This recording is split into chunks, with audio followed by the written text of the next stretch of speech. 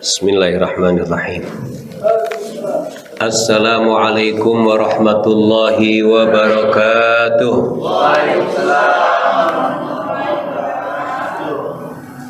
Innal hamdalillah nahmaduhu wa nasta'inuhu wa nastaghfiruh wa na'udzu billahi min syururi anfusina wa sayyiati a'malina. May yahdihillahu fala mudhillalah wa may yudlil fala hadiyalah. Wassalatu wassalamu ala Rasulillah nabiyina Muhammad ibni Abdillah wa ala alihi wa ashabihi wa mawalah, amma ba'd. Allahumma ij'al khaira umri akhirahu wa khaira amali khawatimahu wa khaira ayyami yawma alqaka. Allahumma arzuqna husnal khatimah birahmatika ya arhamar rahimin.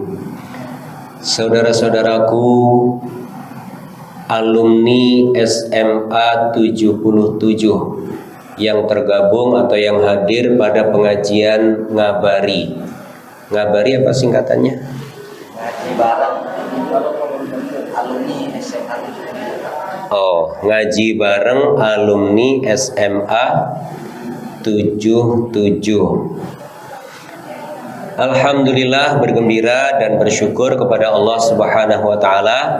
Di pagi hari yang baik ini Allah izinkan kita bertemu untuk merencanakan kematian secara husnul khotimah. Itu tema yang akan kita ambil.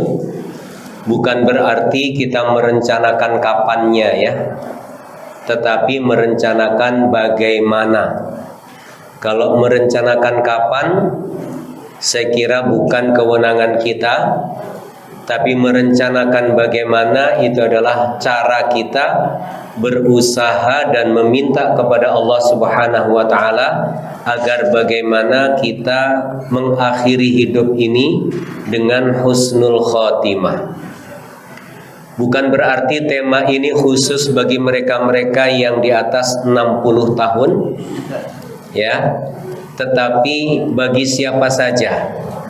Karena yang namanya kematian kita faham semuanya tidak terkait dengan muda atau tuanya kita, tetapi terkait dengan takdir dari Allah Subhanahu wa taala yang memang sudah ditetapkan untuk kita semuanya.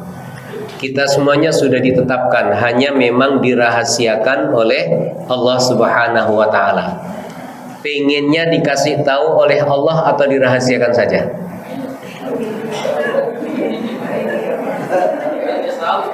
Ini pertanyaan serius. Pengen dikasih tahu? Kalau dikasih tahu bisa stres antum. Ya, bisa stres. Antum bisa bikin countdown ya. Hitungan mundur. Stres, akhirnya stres juga nanti mau mau dimakamin di mana? Dimakamin di mana, kemudian persiapan kuburan apa saja, itu semuanya antum stres, itu bisa-bisa ya. Jadi lebih baik tidak usah tahu. Justru dengan hikmahnya tidak usah tahu itu kita jadi berlomba-lomba ya. Dan kita faham semuanya bahwa yang namanya kematian itu adalah sesuatu yang pasti. Karenanya kita wajib merencanakan kepastian itu. Kita lebih sering merencanakan hal-hal yang belum tentu atau yang tidak pasti. Kita lebih serius membuat perencanaan yang matang untuk hal-hal yang belum pasti. Contoh misalnya, dulu waktu masih di SMA pengen banget kuliah di UI. Ya, sudah merencanakan untuk kuliah di UI. Macam-macam hal dilakukan. Ikut bimbel, setiap anak yang pinter dideketin doang. dideketin, harapannya gitu ya, harapannya kepintarannya nular. Padahal cuma deket doang. Pakai dalil lagi ya. Dalilnya adalah kalau bergaul dengan tukang minyak wangi maka akan kebawa wangi. Kalau bergaul dengan tukang pandai besi akan kebawa aroma yang tidak sedap. Entah dari pandai besinya atau dari keringat tukang pandai besinya. Ya, itu kebawa. Akhirnya dia pakai konsep itu. Ya udah, deketin aja orang pinter. Siapa tahu tiba-tiba pindah kepinterannya gitu ya. Atau sampai sedemikian rupa. Padahal belum pasti masuk ke UI. Ada yang merencanakan umroh. Umroh sudah daftar ke travel. Sudah dikasih tahu visanya sudah keluar. Seneng banget ya. Akhirnya direncanakan nanti pokoknya di sana harus pakai jaket yang paling tebal dan paling mahal. Kenapa? Karena lagi musim dingin. Dicek, wah belum ada nih jaket, beli yang paling mahal. Bahkan sebulan sebelum berangkat koper sudah siap. Ya, sudah siap. Tinggal berangkatnya saja. Perencanaan sedemikian rupa, teman-teman yang nitip doa sudah di list ya. Dibuatkan list, ini yang nitip doa, isi doanya ini dan seterusnya ya. Bahkan ada yang nitip KTP pun diterima. Nitip KTP diterima ya. Nanti tolong bacain doa, ini fotokopi KTP saya, tolong disobek-sobek terus disebar di depan Ka'bah gitu kan. Ada model gitu. Oh, belum pernah ketemu kali ya. Saya pernah nemuin jamaah saya sendiri. Makanya saya ceritain. Ya, kita lagi mimpin doa, tiba-tiba dari belakang ada lembaran kertas kecil-kecil terbangan. Ini siapa ini? Saya bilang jangan ya, jangan ada ya titip doa dengan cara nyobek-nyobek fotokopi KTP. Ya, kita paham bahwa dia pengen berangkat umroh nih, atau pengen berangkat haji. Paling enggak KTP duluan deh yang kesono. Ini ilmu dari mana ini model begini? Ya Allah ya. Alumni 77 tidak begitu ya. Oke. Nah, jadi perencanaan itu sedemikian rupa untuk hal-hal yang belum pasti.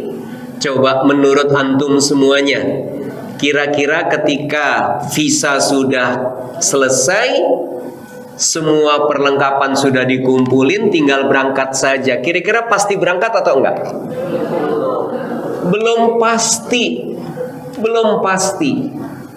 Dan kita lebih sering perencanaan itu ya matang untuk hal-hal yang belum pasti. Untuk kematian yang sudah pasti, rasanya ya mudah-mudahan bukan termasuk kita ya. Jarang yang merencanakan untuk husnul khotimah. Saya yakin antum semua hadir ke sini ini juga dengan niat merencanakan kematian yang husnul khotimah. Seperti halnya sahabat-sahabat Rasul, begitu mereka mendapat perintah yang berat sekalipun, yaitu perang misalnya, mereka dengan cepat merespon perintah Allah Subhanahu wa taala tersebut. Bahkan rata-rata sahabat-sahabat itu menginginkan wafat ya sebagai syahid di medan perang. Mungkin di antara antum tadi dari rumah ada yang sudah berniat, ya Allah matikan saya ketika thalabul ilmi. Ada yang model gitu? Nggak usah khawatir, tenang ya, kita siap kalau ada apa-apa. Misalnya ya misalnya lagi nyandar terus khusyuk banget. Ini sudah pada bangun, udah selesai kajian, ini kok masih belum bangun ini. Begitu dibangunin roboh. Nggak usah khawatir, kita siap mengurusnya ya. Baik. Nah, jadi ini merupakan cara kita untuk merencanakan kematian yang baik. Maka hari ini kita bersama-sama ya merencanakan kematian secara husnul khotimah. Abu Bakar As-Siddiq radhiyallahu anhu adalah manusia terbaik sesudah Nabi sallallahu alaihi wasallam. Beliau adalah orang terbaik sesudah Nabi. Bisa dibayangkan kalau dibandingkan dengan sahabat-sahabat yang lainnya, sahabat-sahabat yang lainnya itu punya dosa masa lalu. Dosa masa lalu itu maksudnya adalah selama mereka belum masuk Islam itu punya dosa-dosa tersendiri. Ya, misalnya Umar bin Khattab pernah mengubur putrinya hidup-hidup. Dan itu yang selalu terbayang oleh beliau setelah beliau masuk Islam. Ali bin Abi Thalib juga pernah minum minuman keras. Hanya Abu Bakar As-Siddiq inilah orang yang tidak pernah melakukan maksiat apapun walau Islam yang dibawa oleh Nabi itu belum didakwahkan. Subhanallah ya, inilah Abu Bakar As-Siddiq. Membunuh anak perempuannya tidak pernah. Mungkin ada yang bertanya-tanya, kenapa Ustadz anak perempuannya dibunuh atau dikubur hidup-hidup? Bagi orang Arab jahiliyah, punya anak perempuan itu aib. Saking aibnya digambarkan dalam Al-Quran, kalau ada berita tentang kelahiran anak perempuan, wajah-wajah mereka berubah menjadi hitam, bukan merah lagi, ya, hitam. Ya, merah itu biasanya hanya marah, ya, hanya marah. Ini merah tambah merah lagi jadi hitam, marah tambah sedih. Nah, kira-kira begitulah. Makanya nanti kalau ya tambah sedih tambah malu, maaf. Sedihnya karena malu. Jadi menurut mereka dapat anak perempuan itu aib, sehingga mereka merasa sedih dan malu. Sama kayak nanti di akhirat. Di akhirat itu ada orang-orang yang dibangkitkan dari kuburnya dalam keadaan wajah putih, ada juga dalam keadaan wajah hitam. Yang wajah hitam itu mereka adalah yang mati dalam keadaan kafir, mati dalam keadaan ingkar kepada Allah Subhanahu wa ta'ala. Sedangkan yang berwajah putih adalah mereka-mereka yang ketika dibangkitkan dari kuburnya berwajah putih adalah pada saat wafatnya dia dalam keadaan Islam, bahkan dalam keadaan husnul khotimah. Itu ya. Nah, karenanya mengapa kita merencanakan supaya nanti ketika dibangkitkan dari kubur kita semuanya kita berwajah putih. Nggak usah khawatir temennya pangling, nggak usah khawatir keluarganya nggak ngenalin. Insya Allah semuanya pada ngenalin. Iya. Sekarang yang mukanya nggak seberapa putih gitu ya. Waduh, nanti kalau saya wajahnya putih nanti nggak pada kenalin. Kamu alumni SMA mana gitu? Nggak pakai begitu ya. Semuanya mengenali insya Allah. Nah, kenapa kita merencanakan? Selain kita ingin mendapatkan rahmat dari Allah Subhanahu wa ta'ala, kehidupan kita sekarang, keadaan kita sekarang ini belum menjadi jaminan bahwa akhir hayat kita akan seperti ini. Belum menjadi jaminan. Ada orang yang dulunya muslim, bahkan sudah kategori ulama. Di zaman Nabi Musa ada yang bernama Bal'am bin Ba'ura. Pernah dengar nama ini? Nah, yang pernah tolong ceritakan. Oh ya, barusan. Iya, nggak jadi dah ya. Habis suruh cerita ya. Bal'am bin Ba'ura ini adalah seorang yang kalau zaman sekarang bisa dibilang hafal kitab Taurat. Isi kitab Taurat faham, tahu. Dan pada zaman itu Bal'am bin Ba'ura ini adalah orang yang doa-doanya dikabul oleh Allah Subhanahu wa ta'ala. Ada di sini yang merasa doanya selalu terkabul? Tolong doakan teman-temannya yang pengen nikah lagi. Doanya dikabul soalnya. Soalnya dia doa sendiri mentok terus ya. Ya minta bantuan doa lah dari teman yang doanya makbul gitu ya.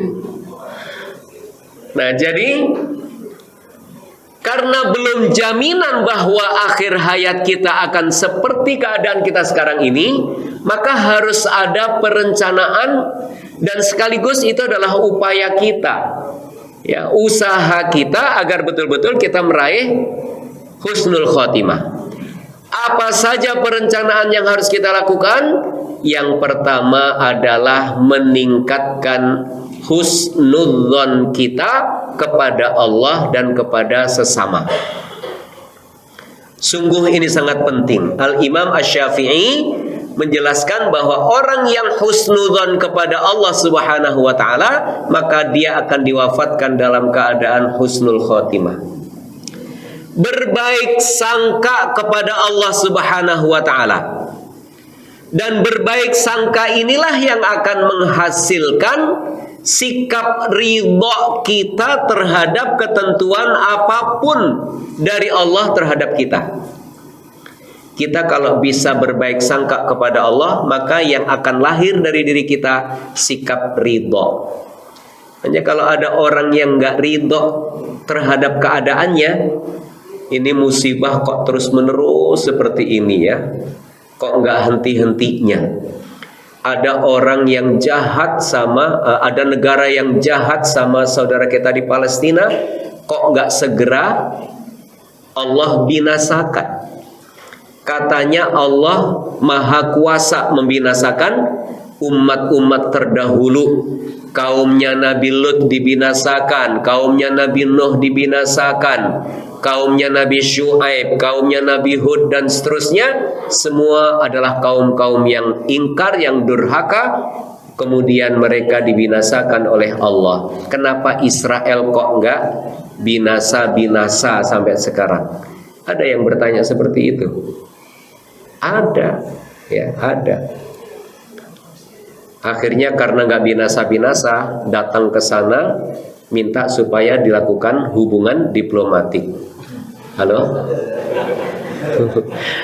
Kayak putus asa gitu ya. Iya, nggak usah khawatir ya. Padahal saudara-saudara kita yang di Palestina itu sudah husnudzon sama Allah, berbaik sangka sehingga mereka ridho. Disuruh pindah, disediakan tempat yang lebih baik di tempat lain, mereka nggak mau. Mereka maunya tetap berada di Palestina, tetap berada di Gaza. Mereka ingin mempertahankan tanah air mereka sendiri. Mereka ingin menjaga Al-Aqsa. Nah, kita-kita yang di sini malah minta supaya ada hubungan baik. Aneh bin ajaib.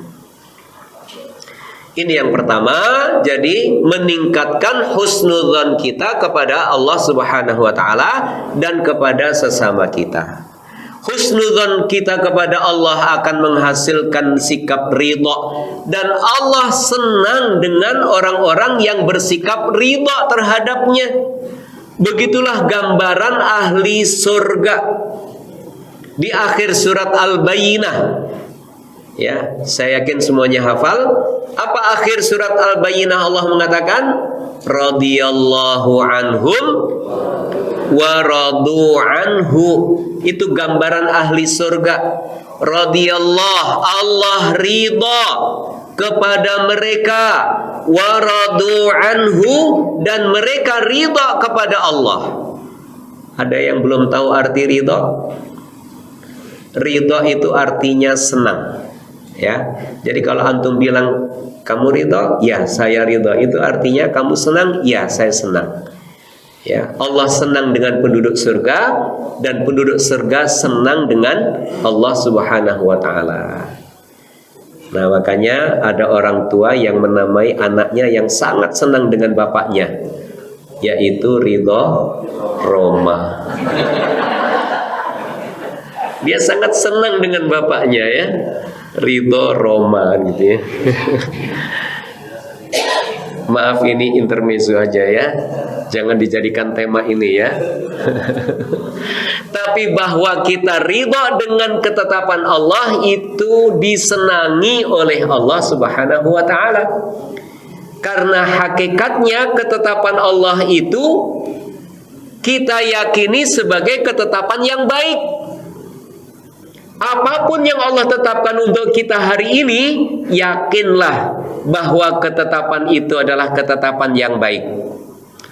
Ada orang yang ditetapkan oleh Allah hari ini sebagai orang kaya, uangnya berlimpah. Kira-kira itu ketetapan yang baik bukan? Halo?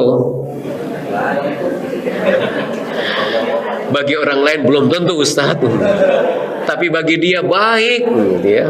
Bagi orang yang dapat rezeki banyak itu baik. Iya, bahkan ada yang sampai meyakini ketika Allah memberi harta yang berlimpah, tandanya Allah sayang. Tandanya Allah sayang. Bagi orang lain belum tentu.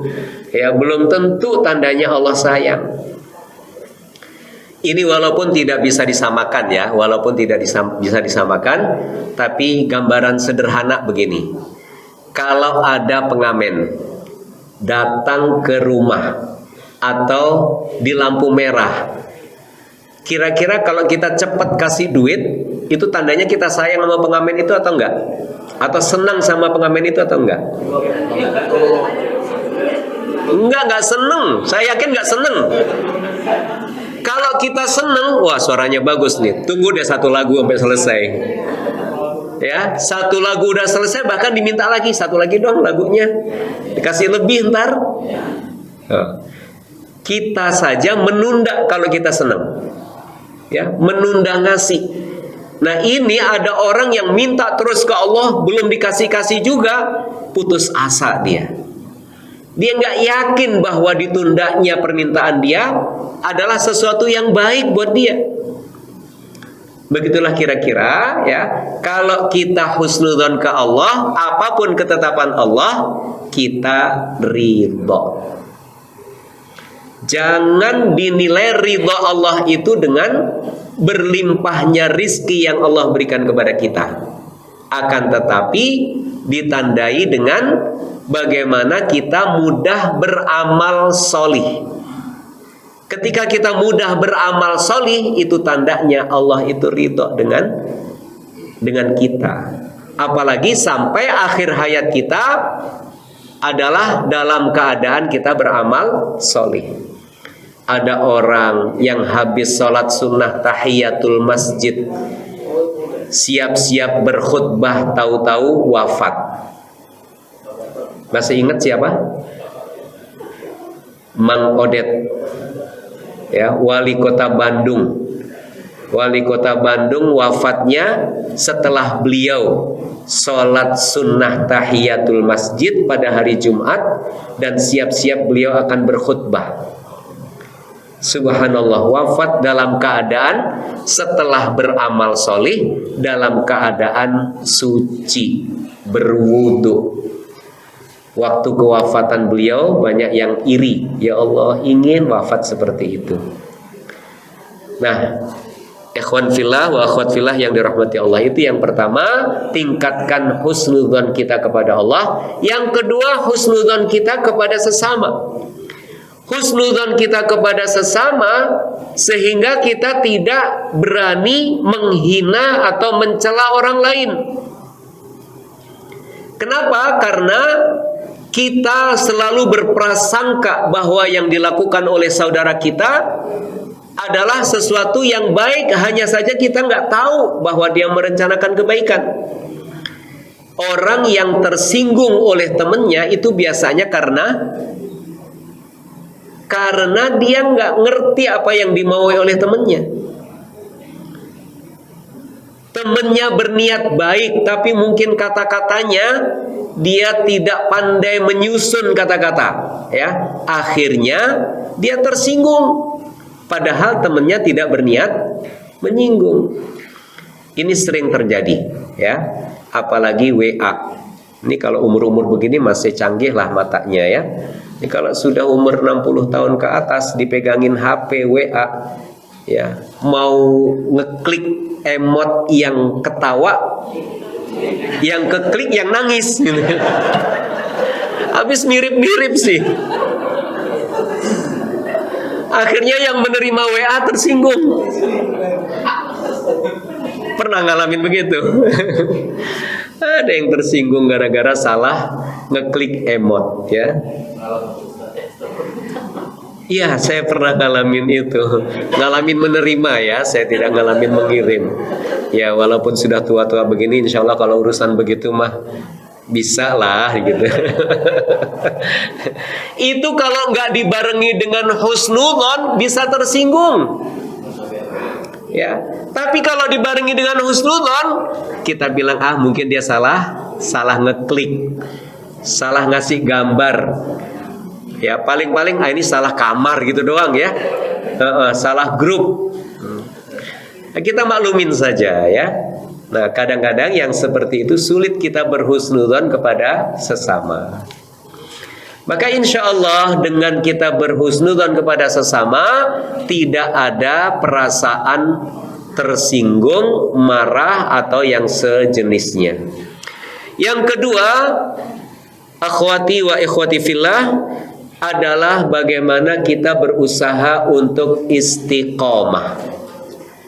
Allah Subhanahu wa taala ya dalam beberapa ayatnya juga mengarahkan kita agar istiqomah.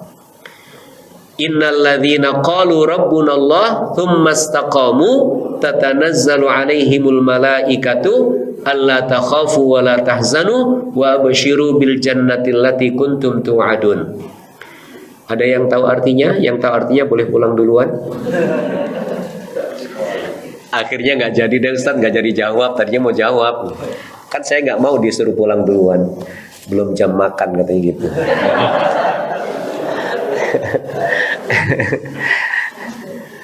Innalladzina qalu rabbunallah, sesungguhnya orang-orang yang mereka mengatakan Tuhan kami adalah Allah. Rabbunallah, kalimat tauhid ya, kalimat yang menegaskan akidah kita, keyakinan kita kepada Allah Subhanahu wa taala. Tuhan kami adalah Allah. Dan kata-kata Tuhan kami adalah Allah kita ucapkan kapanpun dan dimanapun. Pada saat kita sendiri kita katakan Rabbunallah. Pada saat rame kita katakan Rabbunallah. Pada saat dagang kita katakan Rabbunallah. Pada saat menjadi pembeli juga kita katakan Rabbunallah. Pada saat di kantor kita bilang Rabbunallah. Ya, pada saat di lapangan Rabbunallah. Semua keadaan, semua tempat kita mengatakan Rabbunallah. Jangan kalau jadi pejabat sudah hilang Rabbuna modal.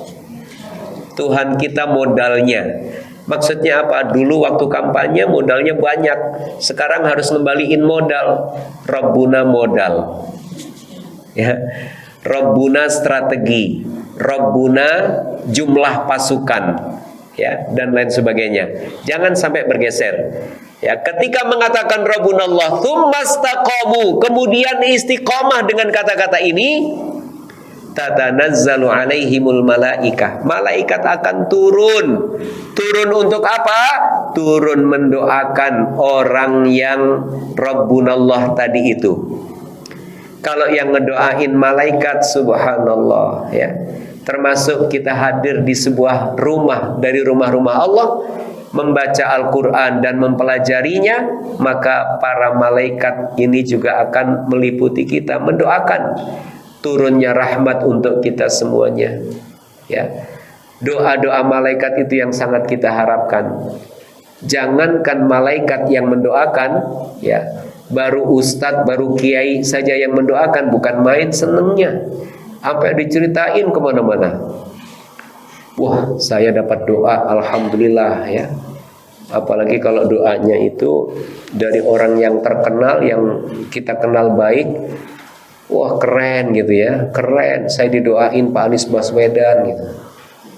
Halo? Ustadz ada apa nyebut Pak Anies Baswedan? Harapannya kan Jakarta aman, kan gitu ya? Halo? Paham ya? Yang penting paham, daripada saya ngomong tapi nggak difahami. Gitu ya? Iya. Soalnya udah nggak lama lagi nih, bentar lagi Agustus ya. Ini contoh aja coba. Apalagi didoain kiai besar, ya Allah kiai yang paling dihormati oleh semua orang kemarin ngedoain saya. Wah, cerita kemana-mana tuh, sampai jadi status. Terima kasih kiai, gitu ya. Iya. Nah, kiai saja yang mendoakan kita senangnya bukan main, apalagi kalau sampai yang mendoakan itu adalah para malaikat. Apa jaminan orang yang istiqamah? Allah takhafu wa la tahzanu. Tidak perlu takut dan tidak perlu bersedih.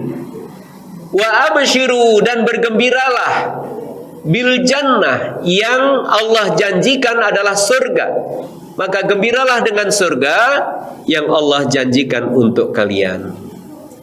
Subhanallah, ini orang yang istiqamah. Maka kita harus berusaha untuk istiqamah dalam amal solih. Cari amal yang mudah dan langgengkan itu. Ada kalanya kita ini diberikan kemudahan untuk beramal solih dengan satu hal, tapi tidak mudah melakukan amal solih yang lainnya. Mungkin ada di antara kita yang kalau sholat itu mudah banget, tapi sedekah susah. Atau sebaliknya, di antara kita ada yang diberikan kemudahan sedekah, tapi tidak diberikan kemudahan amal soleh yang lainnya. Maka istiqomahlah dalam amal yang mudah tersebut. Ya, dijelaskan juga bahwa Allah Subhanahu wa ta'ala membagi amal itu seperti membagi rizki. Ya, Allah membagi rizki kepada kita beda-beda. Ada yang diberikan rizki sekian, ada yang sekian, ya.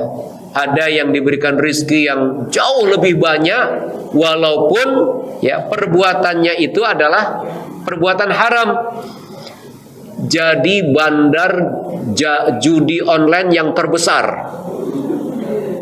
Ada di sini orang namanya Mr. T? Tidak ada ya. Itu ternyata bukan hanya di Indonesia dia ya. Di banyak negara, subhanallah ya. Itu Allah itu membagi rizki walaupun kepada orang yang durhaka sekalipun. Nah, kita dibagi-bagi yang berbeda-beda oleh Allah Subhanahu wa taala. Oleh karenanya surga itu banyak dinamai dengan pintu-pintu surga itu dinamai dengan nama-nama ibadah. Ada pintu Ar-Rayyan bagi orang yang puasa, ada pintu sholat, ada pintu zakat, ada pintu haji. Ya, pintu-pintu surga itu dinamai dengan nama-nama ibadah. Kenapa ini? Karena sangat mungkin kita berbeda-beda dalam kemudahan melakukan amal solih. Ya. Ada yang mudah melakukan sholat tapi tidak mudah melakukan sedekah. Atau sebaliknya, mudah melakukan sedekah tapi sulit melakukan sholat. Nah, tapi kalau sulit melakukan sholat ini keterlaluan, karena sholat ini merupakan wajib. Ya, kalau kita masih merasa sulit sholat, segera atasi. Karena memang betul bahwa sholat itu berat. Wasta'inu billahi wasta'inu bisabri wassalah wa innaha lakabiratun illa 'alal khashi'in. Minta tolonglah kepada Allah dengan senantiasa melakukan sabar dan salat. Wa innaha, dan sesungguhnya salat itu lakabiratun, sungguh berat, illa 'alal khashi'in, kecuali untuk orang-orang yang khusyuk. Coba saya tanya, salat berat apa ringan? Jawab jujur. Salat berat apa ringan? Nggak berani jawab ya. Mau bilang berat, kok sudah gede ini masih berat juga gitu. Mau dibilang ringan, kok sombong kali gitu ya. Nggak usah khawatir. Kalau ada yang masih merasa berat, segera atasi. Kalau yang sudah merasa ringan, alhamdulillah.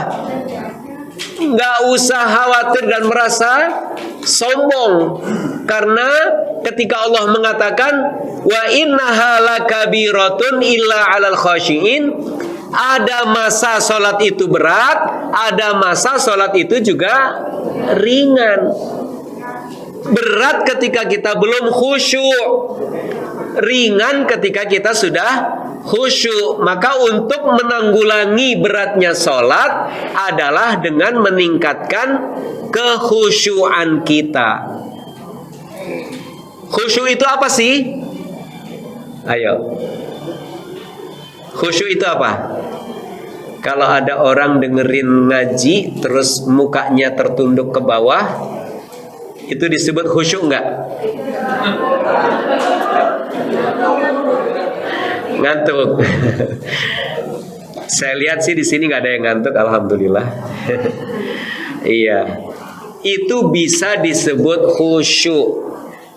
Yang disebut khusyuk itu tunduk, patuh, taat, itu khusyuk namanya. Ya. Jadi kalau kita masih merasa berat sholat, itu berarti kita belum sepenuhnya tunduk patuh kepada Allah. Masih ada rasa beratnya. Lihat, Allah menjelaskan tentang orang munafik. Bagaimana mereka melakukan sholat orang munafik itu? Orang munafik melakukan sholat kusala, dalam keadaan malas, berat. Kalau lagi banyak orang, wah, dia rajin. Kenapa rajin? Karena pengen ketemu orang-orang. Wah, kayaknya pengusaha-pengusaha udah pada sholat nih, gitu ya. Pengusaha-pengusaha besar udah pada sholat. Akhirnya dia sholat juga ke masjid. Tujuannya apa? Bisa jadi carmuk, cari muka kepada pengusaha-pengusaha itu, atau menjilat. Ya, mungkin pertama-tama abaikan saja dia niatnya seperti apa, ya. Tetapi bahwa Allah Subhanahu wa taala menjelaskan orang-orang munafik itu salatnya kusala, yuraunan nasa. Mereka itu riya kepada manusia. Karena riya kepada manusia, pengen dilihat oleh manusia, akhirnya berat kalau nggak ada yang lihat. Tapi kalau pengen dilihat oleh Allah, walaupun sendiri pun dilakonin, ya, walaupun sendiri dijalankan. Begitulah orang yang tunduk patuh kepada Allah, dan itulah yang disebut dengan al-khasyi'in, ya.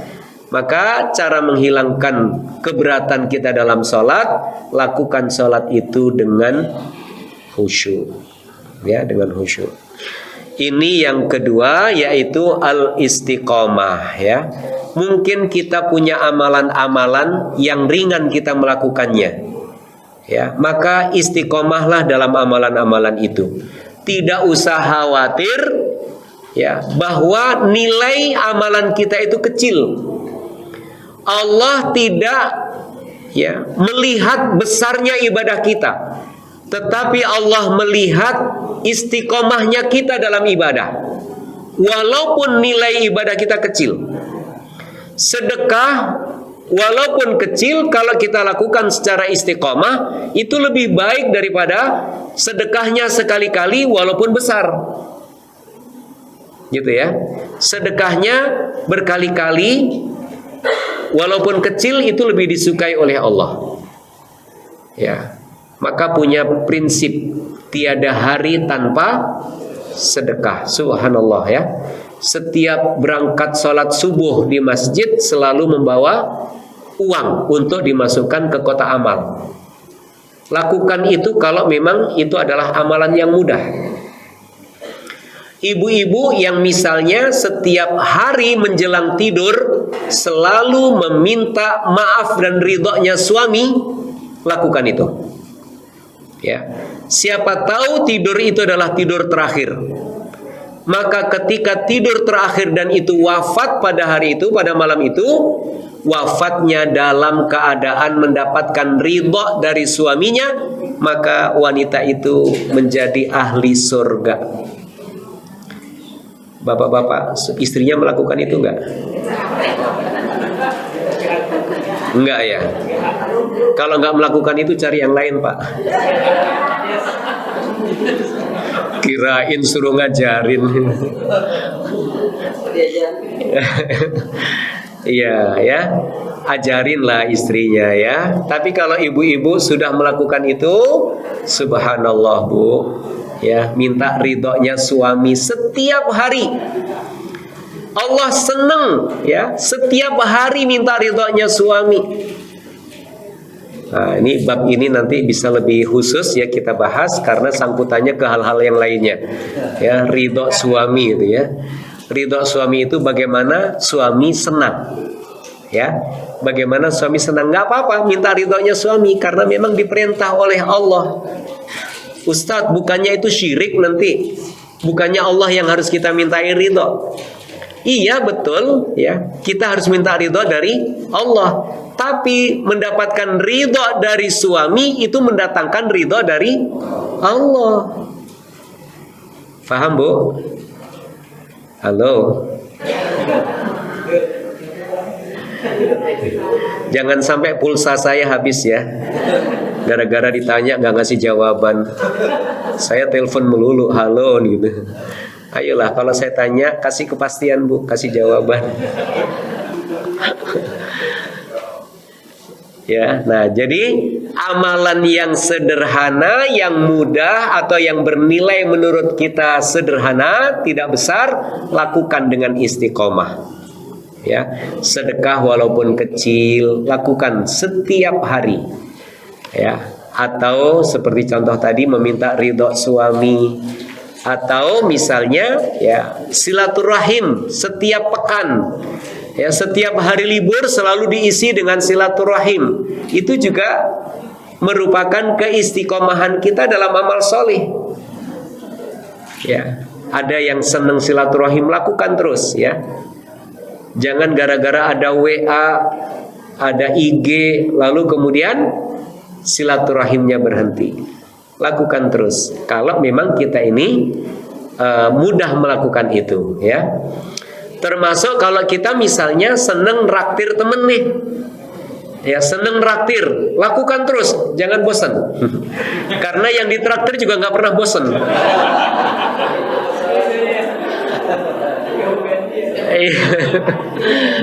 Jangan gantian ya. Bahkan kalau lagi ke warung bareng-bareng, berlomba-lombalah cepet-cepetan bayar gitu ya. Dan saya punya teman yang seperti itu, selalu kalah saya. Dikira dia ke toilet, ternyata dia ke kasir. Begitu saya mau bayar, udah katanya. Ya Allah. Nah, jadi seperti itu. Yang mudah kita lakukan, lakukan dari amal soleh itu. Masing-masing punya kekhususan, ya. Silahkan deteksi diri sendiri. Saya ini mudah melakukan apa nih amal soleh? Istiqomahlah di situ. Dan yang berikutnya, kalau kita punya amalan rahasia, itu juga diistiqomahkan. Amalan rahasia itu tidak diketahui kecuali oleh kita dan Allah saja. Ya, mungkin kita punya amalan yang selalu kita sembunyikan. Ini seperti sahabat-sahabat Rasul Sallallahu Alaihi Wasallam. Di antara mereka ada yang menyembunyikan amalannya, seperti Bilal bin Rabah. Saya yakin kisah ini sangat terkenal. Kenapa sampai terompahnya Bilal bin Rabah kedengaran ya oleh Rasul Sallallahu Alaihi Wasallam pada peristiwa Mi'rajnya. Setelah ditanyakan, beliau malu-malu mengatakan, ya Rasul, saya malu mau mengatakan ini. Tapi karena saya ditanya, yang nanya Rasul pula. Maka amalan yang beliau dawamkan adalah berwudu dan sholat sunnah setiap selesai berwudu. Menjaga wudunya, batal wudu, dan setiap habis wudu beliau sholat sunnah. Ya, orang mengatakan sholat sunnah syukur ya, sholat sunnah syukrul wudu. Ya, mensyukuri karena dia telah bersuci. Subhanallah. Walaupun tidak ada keharusan, ya, dan Rasulullah tidak melakukan, akan tetapi inilah yang menjadi sebab masuk surganya Bilal bin Rabah. Orangnya belum masuk, tapi terompahnya sudah kedengaran. Kira-kira kalau antum, ya, terus dapat janji, itu dapat kepastian dari panitia pertandingan final sepak bola antara Indonesia melawan Thailand besok. Yang nggak tahu saya kasih tahu ya. Iya, besok finalnya ya. Ini panitia ngasih tahu antum ya. Untuk alumni 77 semuanya dapat tiket. Kira-kira yang hobi bola bakal tenang atau tetap berusaha nanya, ini bener nggak sih kan gitu ya? Saya kira kalau yang ngasih tahu panitia tenang-tenang saja. Apalagi yang ngasih tahu adalah Erick Thohir misalnya, ketua PSSI gitu. Wah tenang dah, kita tiketnya udah dijamin sama Erick Thohir gitu kan. Itu bakal tenang. Tapi tidak demikian dengan sahabat-sahabat Rasulullah. Tidak demikian juga dengan Rasulullah sendiri. Justru ketika dijamin masuk surga, malah bersungguh-sungguh melakukan amal soleh itu. Bagaimana dalam peperangan mereka selalu minta mati syahid. Subhanallah. Permintaan itulah yang kemudian diwujudkan dalam peperangan-peperangan itu. Ada orang-orang yang alhamdulillah ditakdirkan beramal soleh akhir hayatnya. Ada yang ketika umroh wafat ketika umroh. Ada yang berhaji wafat ketika haji. Ini haji yang tahun ini ada jamaah saya yang wafat di Madinah. Jamaah yang lainnya berangkat pulang, beliau masuk ke rumah sakit. Beberapa hari di rumah sakit kemudian dikabarkan wafat. Dan setelah wafat kita tahu dari anak-anaknya, ternyata anak-anaknya menceritakan, Mama, ini ibu-ibu, Mama sebelum berangkat sudah bilang ke kami, berdoa mohon kepada Allah supaya bisa wafat di Madinah. Subhanallah, dikabulkan oleh Allah. Haji sudah tuntas, wukuf dan segala macam rangkaian haji itu sudah diselesaikan. Dan kemudian wafat di Madinah.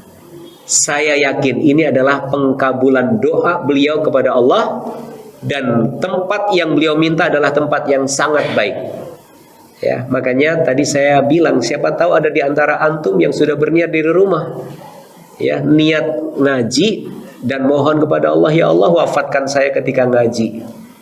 Ya, mungkin ada yang seperti itu. Tapi nggak usah lebay juga kali ya. Kalau wafat aja gitu ya. Nah, tetapi apa yang beliau alami itulah kita kemudian meyakini ini adalah wafat husnul khotimah karena wafatnya dalam keadaan beramal soleh. Nah, bagaimana dengan kita-kita nih yang sering mendoakan ketika dapat kabar berita si fulan wafat, semoga husnul khotimah. Nah, terus ada yang mengoreksi, ya kan? Ustadz, itu kan sudah kejadian. Husnul khotimah atau enggak kan kita enggak tahu. Dan sudah mati, tidak bisa lagi merencanakan. Bagaimana Ustadz dengan ucapan husnul khotimah seperti itu? Saya bilang, yang mendapat kabar kan tidak tahu wafatnya seperti apa. Ya, saya ulangi, kita yang mendapat kabar itu tidak tahu wafatnya seperti apa. Yang kita tahu beliau wafat. Lalu kita bermohon kepada Allah, ya Allah, mudah-mudahan wafatnya dia adalah wafat yang husnul khotimah. Nggak apa-apa kita doakan, ya. Walaupun sudah kejadian. Karena kita belum tahu, kecuali kalau kita sudah tahu mati sedang joget-joget di tengah-tengah diskotik misalnya. Ada yang mati model begitu? Ada. Kok ibu bilang banyak sih? Tega amat. Ada gitu aja lah bu. Iya, lagi joget-joget di diskotik, lagi mabuk, mati. Ada yang mati nyungsep gara-gara mabuk juga ada. Ya, nyungsep di got, mati. Atau habis mabuk-mabukan mengendarai mobil dan tabrakan, mati. Ada model begitu. Nah, kemudian apakah kemudian kita mendoakan semoga husnul khotimah? Tentu tidak. Kita tahu bagaimana dia matinya. Ya, paling tidak semoga Allah mengampuni dosa-dosanya, itu boleh, ya. Kecuali yang mati adalah orang kafir, kita tidak boleh mendoakan ampunan untuk orang yang mati dalam keadaan kafir. Ini ya, jadi istiqomah. Lalu yang berikutnya, la tai'asu min ghufranillah. Jangan berputus asa dari ampunan Allah Subhanahu wa ta'ala. Mungkin di antara kita pernah melakukan dosa-dosa. Ya, ketika kita pernah melakukan dosa-dosa, sebanyak apapun dosa kita, ampunan Allah lebih banyak dari dosa kita. Karenanya jangan putus asa mengharap ampunan Allah. Kalau dosa-dosa kita ini setinggi gunung, ampunan Allah setinggi langit.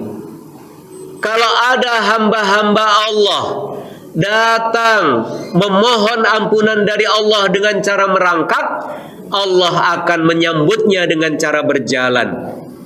Kalau ada yang memohon ampunan Allah dengan cara berjalan, Allah akan datang dengan cara berlari.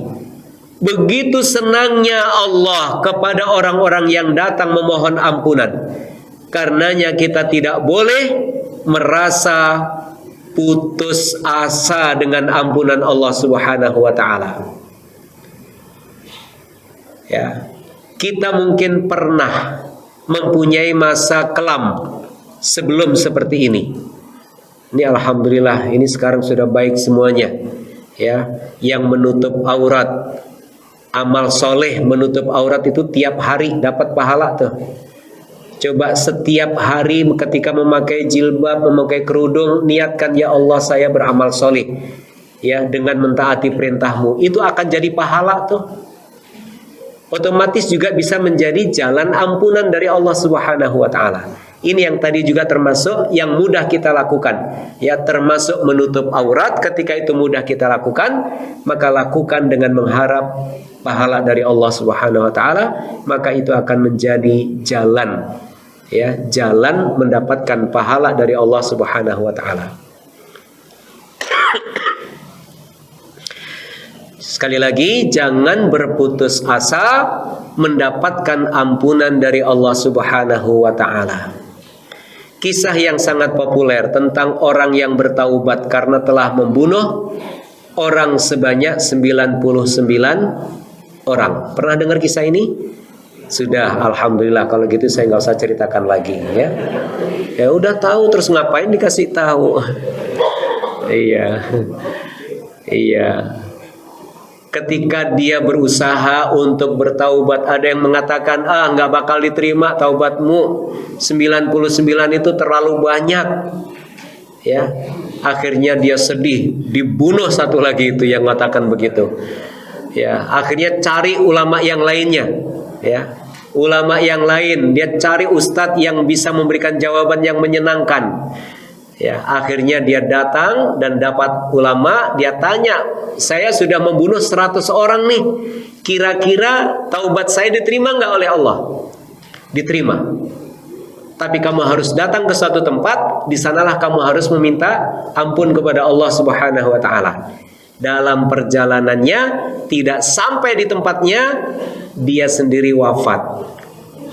Malaikat ar-rahmah dan malaikatul adab berselisih pendapat. Ya, malaikatul rahmah mengatakan orang ini akan diterima taubatnya oleh Allah. Kata malaikatul adab, dia terlalu banyak dosa, 100 orang yang dia bunuh, dan dia belum melakukan taubat, nggak mungkin dia diterima taubatnya. Akhirnya ada pengadil ya. Satu malaikat lagi datang yang kemudian memberikan usulan, udah nggak usah ribut. Ya nggak usah ribut, emang zamannya udah kebalik-balik begitu ya. Nggak usah ribut, diukur aja dah. Diukur ya.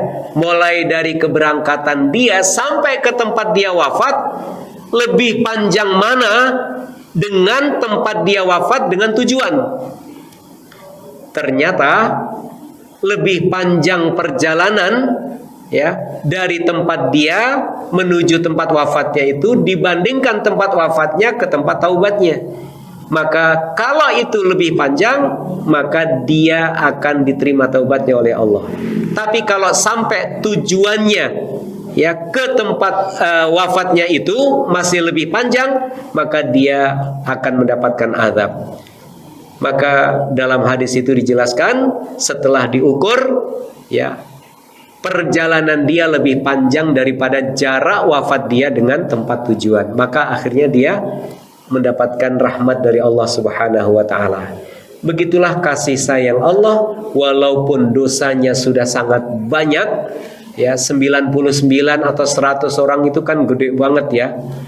Ya apalagi kalau cuma 6 laskar FPI, minta ampun lah segera gitu ya. Tapi Ustadz itu tambah dengan yang di Kanjuruhan Ustadz. Halo. Iya, tambah dengan Kanjuruhan banyak itu yang wafat. Ya sudahlah, yang penting minta ampun sama Allah. Ya. Saran saya segera turun dan minta ampun kepada Allah. Segera turun. Emang Ustadz tahu siapa yang ya nggak kemana-mana sih, arahnya ke sana gitu kan.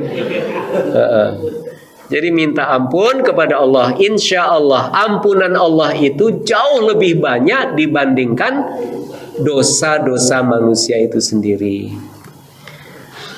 Ikhwah wa akhwat fillah yang dirahmati Allah SWT. Kita sampai jam berapa nih? Udahan ya?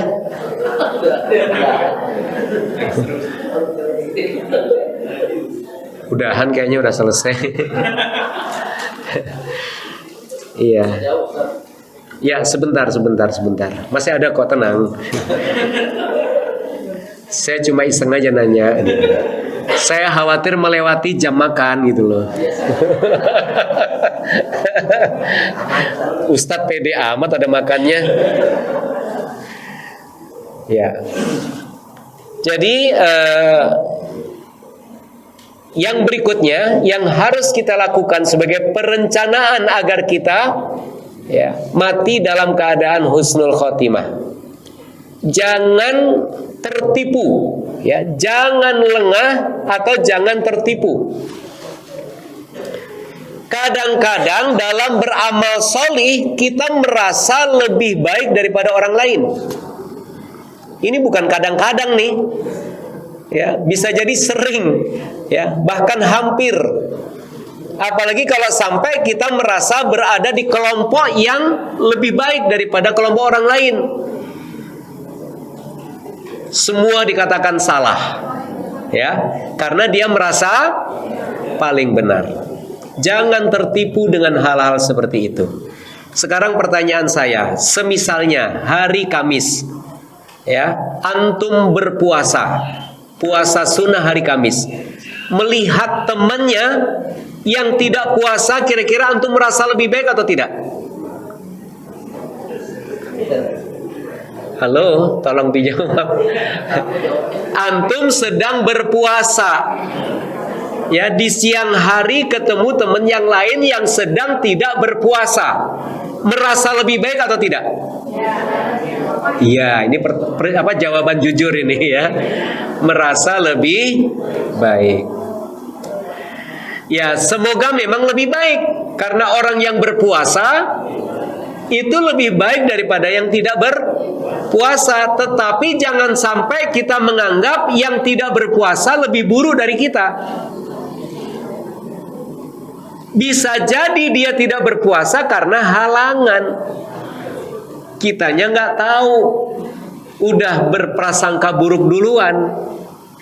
Ini yang saya maksud, jangan lengah, ya, dan jangan melampaui batas atau jangan tertipu. Siapa tahu orang yang kita anggap remeh ternyata dia lebih mulia daripada kita. Orang yang kita anggap lebih hina, ternyata dia lebih mulia daripada kita. Ya, maka dengan perasaan seperti ini, diharapkan kita selalu berusaha meningkatkan diri. Kita introspeksi dan lalu berusaha memperbaiki diri, itu yang kita harapkan. Ya. Maka jangan sampai tertipu. Supaya apa? Supaya kita tidak berhenti sampai di situ. Karena kita merasa lebih baik, biasanya kalau merasa lebih baik kita akan berhenti di tempat itu. Apalagi sudah sampai merasa nyaman dengan keadaan ini, maka tidak ada progres untuk meningkatkan diri kita. Nah, ini yang tidak boleh kita lakukan.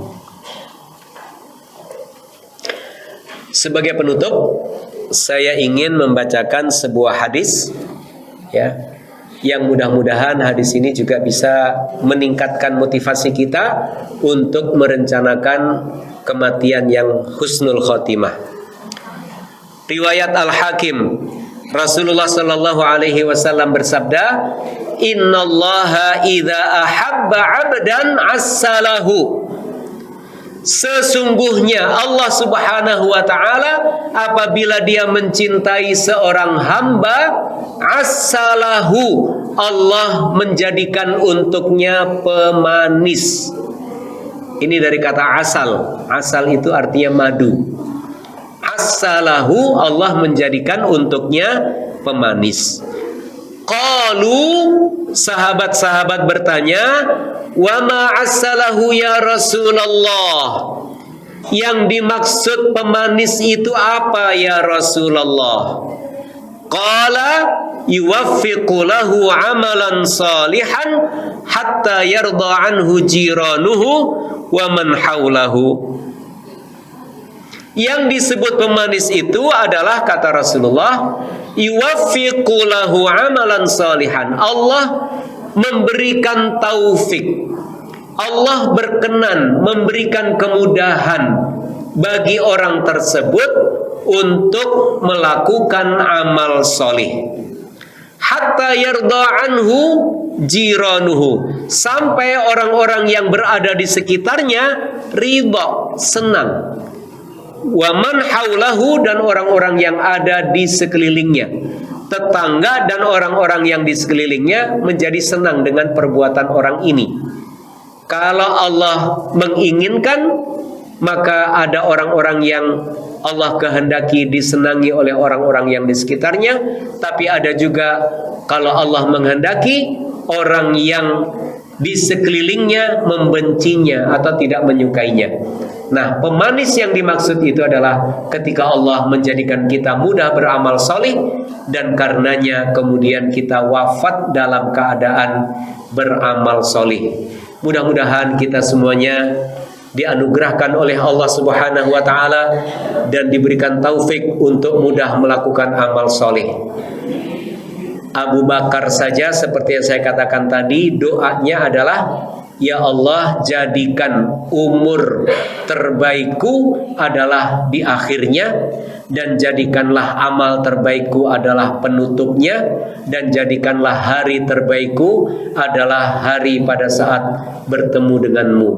Mudah-mudahan Allah Subhanahu wa ta'ala menganugerahkan kita, amal terbaik kita adalah husnul khotimah, umur terbaik kita adalah yang terakhir, dan hari terbaik kita adalah pada saat berjumpa dengan Allah Subhanahu wa ta'ala.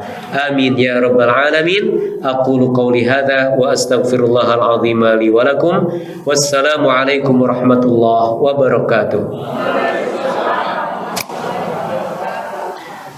Terima kasih banyak pada Ustaz Syamsuddin atas penyampaian tausiahnya, yang mana semoga kita semua para hadirin dapat manfaatnya dan dapat diamalkan di luar saya. Amin ya rabbal alamin. Mungkin yang berikutnya kita masuk kepada sesi tanya jawab untuk abang dan kakak dan para hadirin. Ada yang bertanya, Silahkan bagi yang bertanya. Oh ya, ada. Kirain nggak ada. Kalau nggak ada saya mau pulang nih.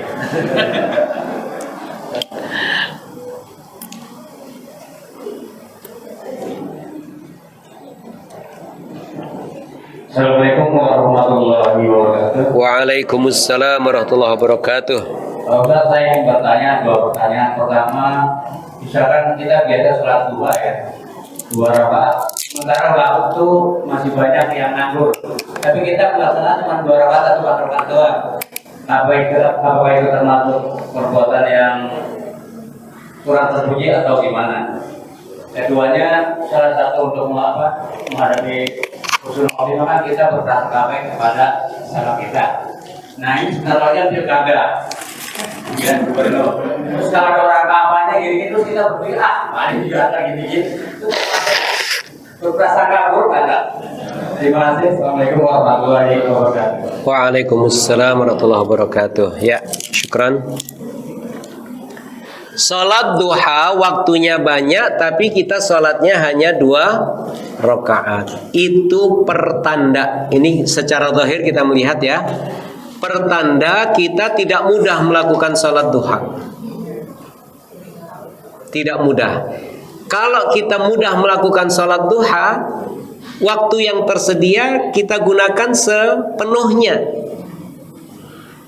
Ya, mungkin bukan salat duha Allah memberikan taufik kepada kita. Mungkin ibadah atau amal soleh yang lainnya. Ya, itu bukan buruk ya, tetap tidak buruk karena kita sudah salat duha.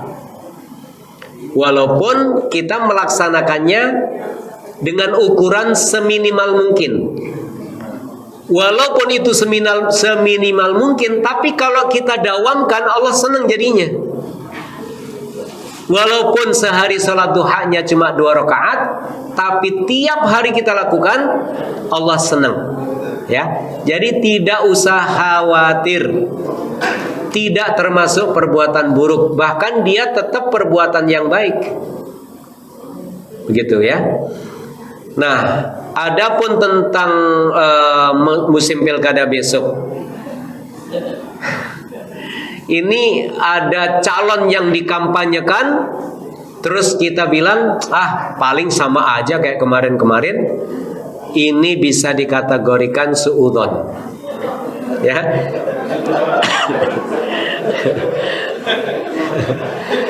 Iya. Ini yang tidak adil menurut saya ya. Tidak adilnya kenapa? Kesalahan orang lain dialamatkan kepada orang lain lagi. Ya, perbuatan pejabat lama ya disangkakan kepada pejabat yang akan datang. Ini nggak adil tuh, ya nggak adil. Nilai seseorang itu sesuai dengan yang sudah dia lakukan. Ya, kalau sudah dia lakukan, kita sudah tahu nih orangnya modelnya seperti apa. Ya jangan suudzon. Oh dia melakukannya begitu kok baik kok gitu ya. Insya Allah Jakarta aman kalau seperti itu Pak.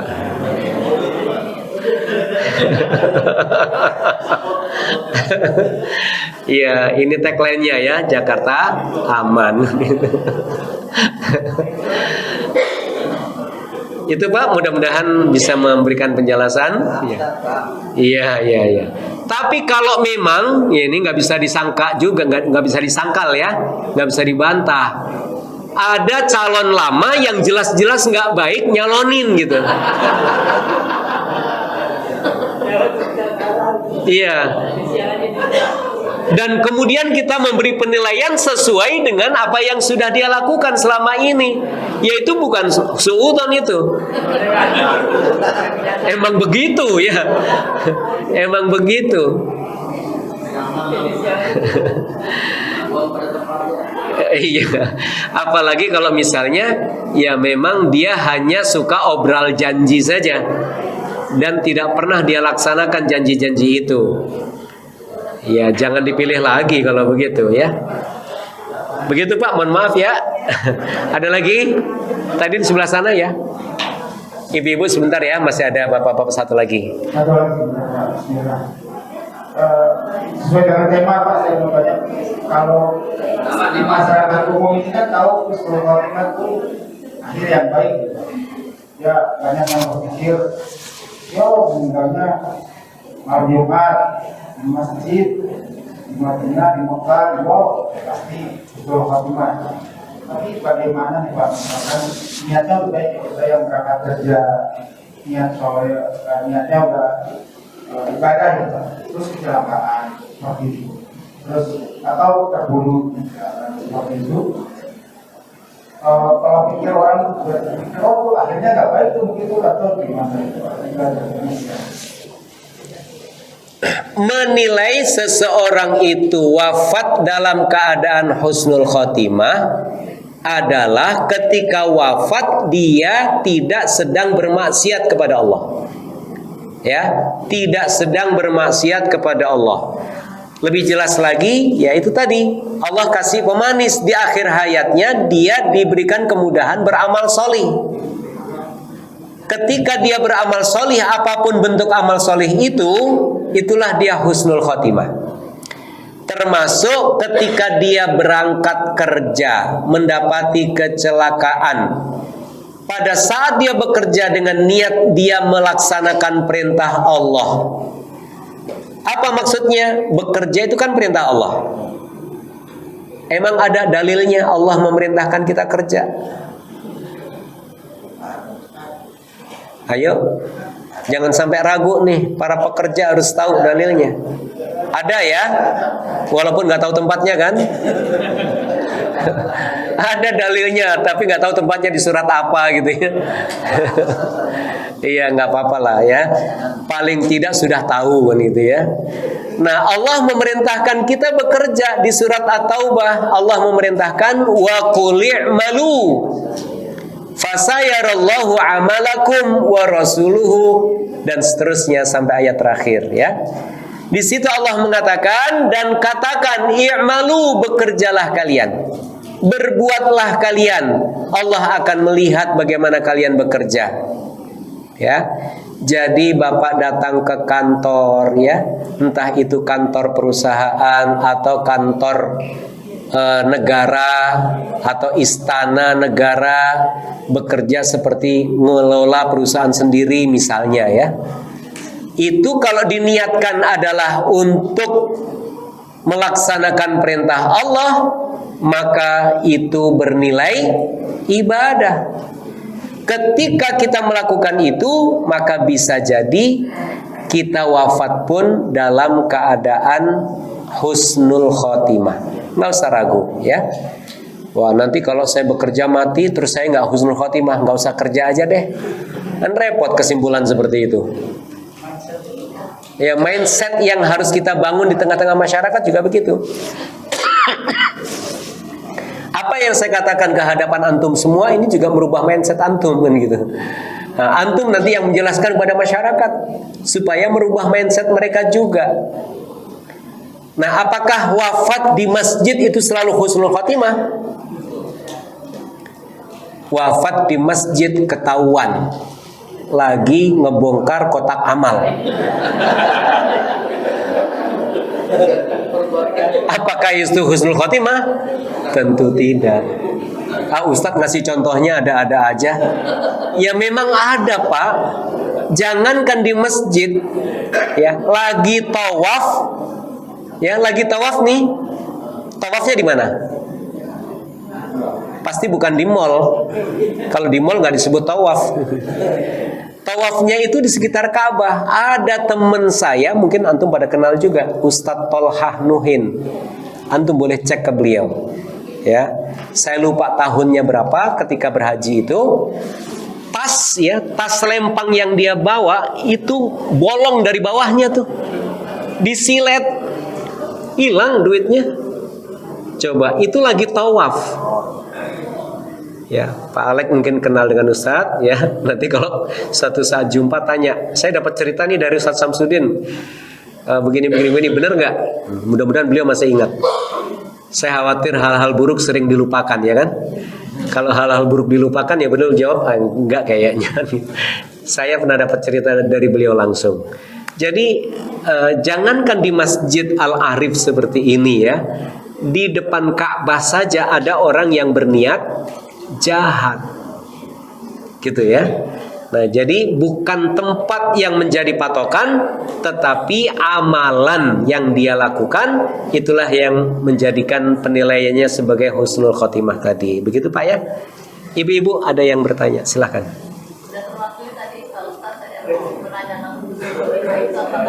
Sudah terwakili ya, alhamdulillah ya. Wakil sesama kita itu bagus. Yang nggak bagus itu kalau wakil di Senayan.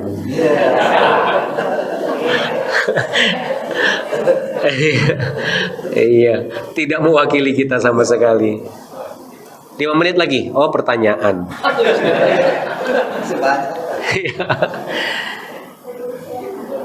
Kepada keluarga saya sering menceritakan masalah-masalah negeri. Ini seperti kasus Mr. T atau yang lainnya, tapi malah saya disebut ghibah. Mohon pencerahannya. Mr. T, emang tahu siapa Mr. T? Mr. Taufik. Kalau Mr. Taufik yaitu ghibah. Karena Taufik tidak menjadi bandar judi. Ya, Mr. Taufik itu tidak menjadi bandar judi. Iya. Saya kadang-kadang bertanya-tanya, memang Allah itu berghibah ketika menceritakan tentang Fir'aun? Fir'aun pemimpin perusak. Jadi terhadap hal-hal yang merusak itu harus kita cegah. Untuk mencegahnya kita harus tahu bentuk kerusakannya dan siapa pelaku kerusakannya. Maka ketika kita membicarakan sesuatu untuk menyelesaikan suatu problem, itu tidak termasuk ghibah. Contoh misalnya sekarang, antum punya teman yang bermasalah dan antum cerita ke saya dengan tujuan saya bisa membantu menyelesaikan masalah itu. Maka apa yang antum sampaikan itu bukan ghibah.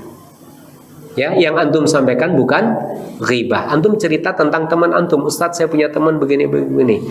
Ustadz ini kan dekat dengan dia. Tolong Ustadz yang menasihati dia. Tolong Ustadz yang mencoba mengilaj ya, menyelesaikan persoalan ini.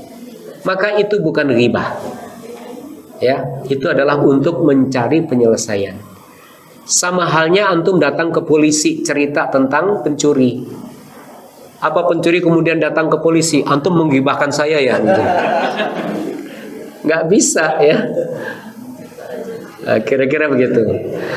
Apalagi Mr. T ini tingkat kerusakan yang ditimbulkan dahsyat. Dahsyat. Gara-gara judi online orang terjerat pinjol, pinjaman online. Ya mending kalau terus berjudi dapat bansos mah masih mending. Ini ghibah lagi saya dong. Ya, insya Allah ini tidak termasuk ghibah ya. Dan ini apalagi alam demokrasi seperti ini, untuk mencegah keburukan seseorang itu harus diceritakan. Jangan pilih dia. Kalau kita cuma bilang jangan pilih dia, orang kan bertanya, kenapa tidak boleh pilih dia? Itu keluarga saya, sekarang jadi calon. Dan masa sih kita keluarga nggak milih dia, gitu kan, begitu ya? Nah, kecuali kemudian kita harus mengatakan dia itu begini, begini dan begini. Itu ghibah gitu. Mencegah kerusakan yang akan terjadi itu juga boleh dilakukan. Nahi mungkar namanya. Ya, meskipun nanti tipis ini antara niat kita apa sebenarnya. Niat kita hanya sebatas menjelek-jelekan saja, atau kita ingin bahwa tidak ada keburukan yang ditimbulkan. Begitu kira-kira ya. Wallahu a'lam bishawab. Ada lagi? Oh, masih ada. Silahkan ibu-ibu. Ya, baik. Terima kasih, Ustaz. Ya. Sama-sama. Waalaikumsalam. Mau tanya tadi tentang istiqomah.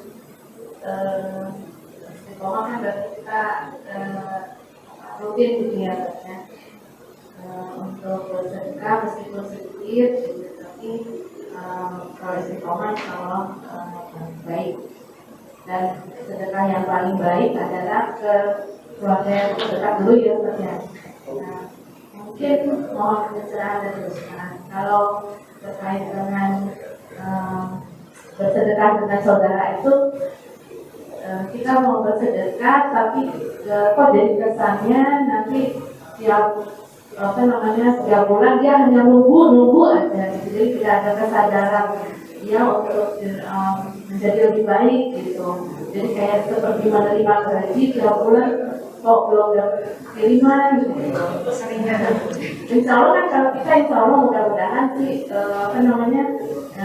ikhlas gitu ya, tapi kok jadi pola pikirnya jadi itu gimana ya caranya supaya nggak dia tergantung gitu, tapi kita juga tetap ikhlas. Kasih Ustaz pencerahan. Ya, Ibu Yanti ya. Baik. Tugas kita apa? Tugas kita bersedekah atau menilai saudara kita? Lakukan tugasnya saja. Kalau tugas kita adalah bersedekah, lakukan sedekah itu. Kita, ya, mohon maaf, mungkin lebih baik berhusnudzon daripada kita memberikan penilaian yang kurang baik. Makin saya sedekahi, makin dia manja. Nah, kadang-kadang ada model-model begitu. Ya, memang dalam fakta kehidupan ada saja orang yang karena sudah rutin diberi sedekah, akhirnya dia tidak berusaha apa-apa kecuali berusaha nunggu transferan. Yang unik lagi kalau kemudian dia bertanya ke kita, ya, Bu, bulan ini kayaknya belum ada transferan gitu ya. Iya. Iya, apalagi sampai kemudian ngata-ngatain ibu kurang istiqomah gitu. Wah, itu malah mengganggu keikhlasan kita itu ya. Jadi lakukan saja amal soleh kita dan jangan dikaitkan amal soleh itu dengan, maksudnya amal soleh sedekah ini ya. Sedekah kita jangan dikaitkan dengan orang yang menerima sedekah kita. Bisa-bisa akan mengurangi ya semangat kita bersedekah. Contohnya begini. Pernah nggak ibu-ibu bantu temennya atau keluarganya ketika dia butuh datang minta bantuan, terus dibantu entah 2 juta, 3 juta untuk keperluan anak sekolahnya, ya. Terus begitu habis dibantu 3 bulan, 4 bulan kemudian atau setahun kemudian ibu difitnah, atau dia nggak pernah datang lagi silaturahim, ya. Kemudian kita mengatakan kayaknya lupa dia. Maksud saya, dia tidak berbuat baik kepada ibu, padahal ibu sudah berbuat baik. Kalau kita melihat objeknya, kita melihat orangnya, itu akan mengurangi semangat kita. Atau bapak-bapak nih ya, ada yang temennya minta bantuan untuk keperluan anak sekolah. Begitu dibantu, ternyata uangnya dipakai beli rokok. Bilangnya buat anak sekolah, tapi ternyata buat beli. Kecewa nih yang bantu, ya buat beli rokok. Mana kita nggak suka dengan orang yang merokok kan?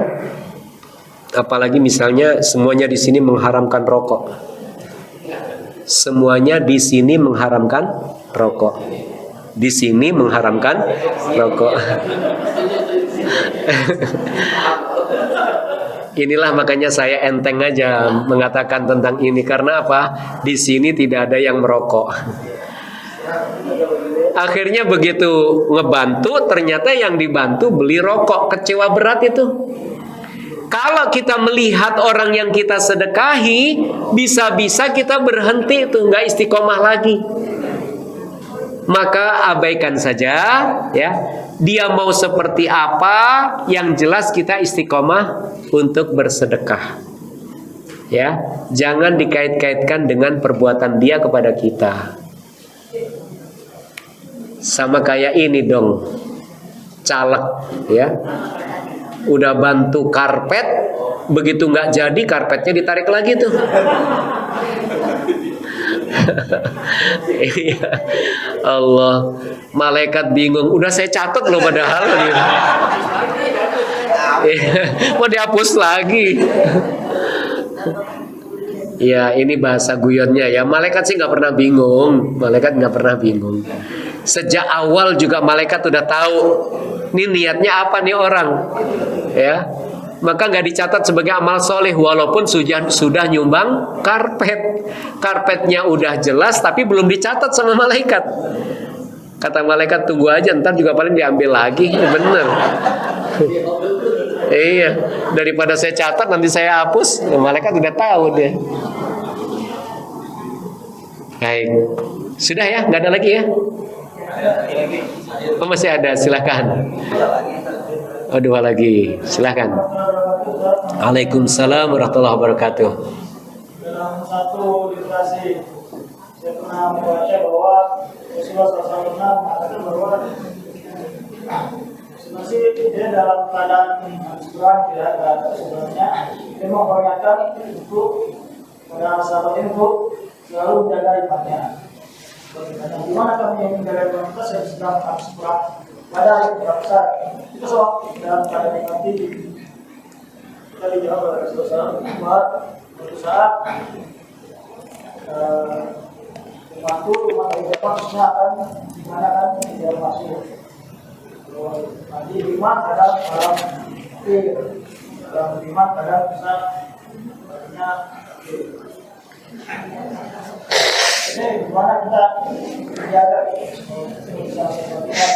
kita besok saya kita perlu salah untuk iman kita perlu saya perlu iman untuk ibadah kita perlu iman kan nanti sama sholat bisa melakukan ekor melakukan keluar masuk.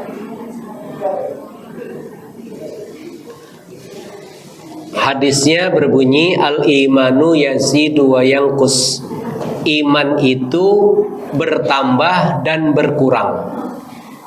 Para ulama menjelaskan yazidu bitta'ah, bertambahnya iman itu ditandai dengan ketaatan kita, wa yanqusu bil maksiyah, dan berkurangnya iman itu ditandai dengan maksiat kita, kedurhakaan kita. Maka ya, kita harus meningkatkan kesabaran kita. Sabar ini berlaku untuk semuanya. Sabar itu apa? Sabar itu adalah menahan diri dari melakukan semua keinginan-keinginannya. Menahan diri dari melakukan semua keinginannya. Keinginan-keinginan nafsu itu buruk perintahnya semuanya. Ya, innan nafsa la ammaratun bisu.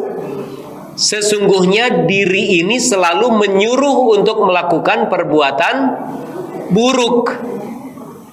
Siapapun kita, ustadz bukan ustadz atau kiai bukan kiai, nafsunya itu menyuruh untuk berbuat buruk. Tidak terkecuali ya, bukan hanya yang bukan ustadz saja. Ustadz juga dirinya nyuruh berbuat buruk. Maka kemampuan kita yang berbeda-beda dalam mengendalikan hawa nafsu kita, dalam mengendalikan diri kita. Ada yang mampu, ada yang tidak mampu. Dan bukan berarti ustadz itu pasti mampu mengendalikan dirinya. Belum tentu. Ya, memang yang datang ke presiden Israel itu bukan ustadz. Yang diambil contohnya yang itu. Ya iyalah, mau lagi viral loh. Iya. Ya. Nah, itu juga ustadz-ustadz. Ya.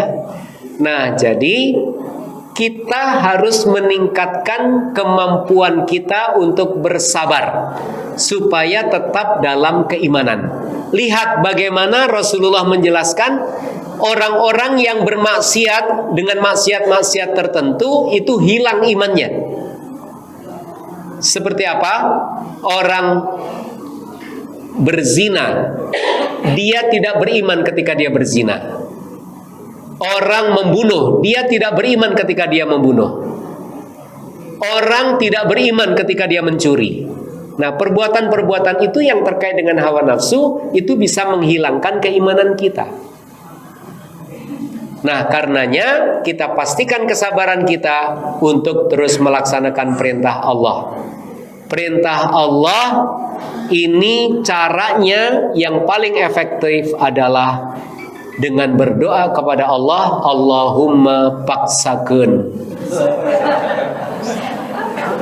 Paksa kalau mau berbuat baik itu, ya.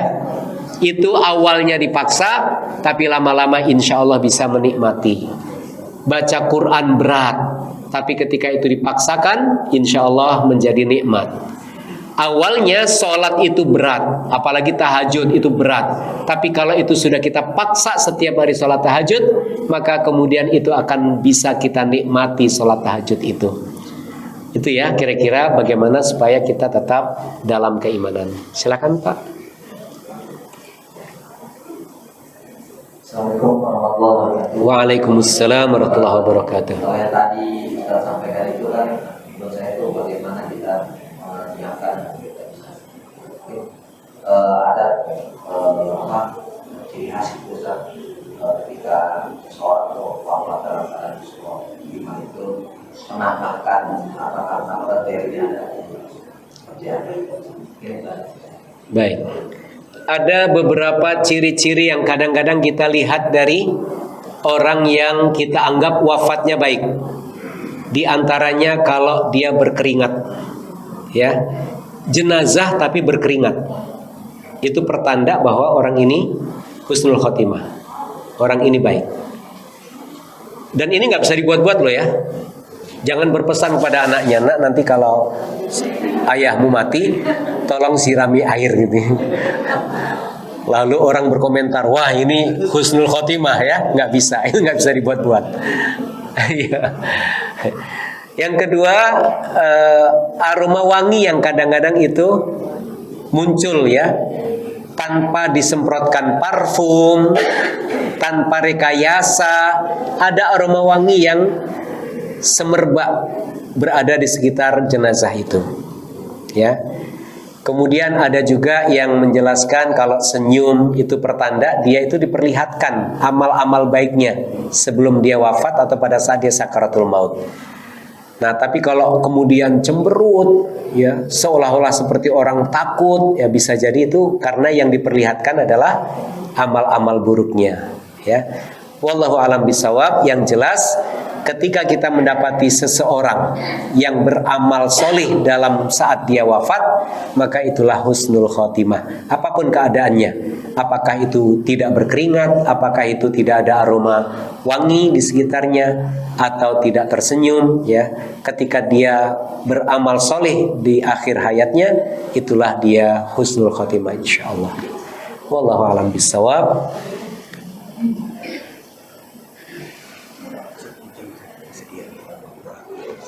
Ya boleh sekarang. Baik, mari kita akhiri pertemuan hari ini dengan bersama-sama berdoa kepada Allah Subhanahu Wa Taala.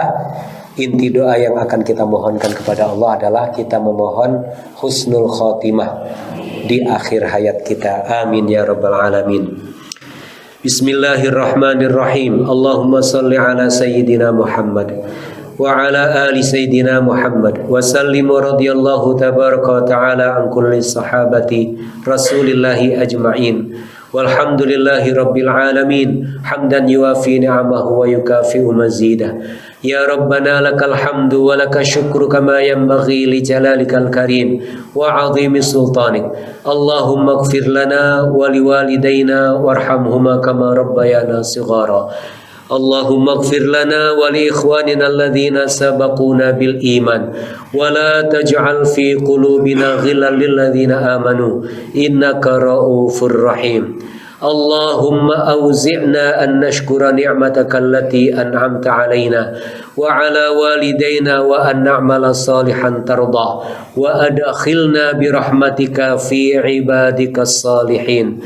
Allahumma inna nas'aluka salamatan fid din wa afiyatan fil jasadi wa ziyadatan fil ilmi wa barakatan fil rizqi wa taubatan qabla al maut wa rahmatan 'indal maut wa maghfiratan ba'dal maut. Allahumma hawwin 'alaina fi sakaratil maut wan najata minan nari wal 'afwa 'indal hisab.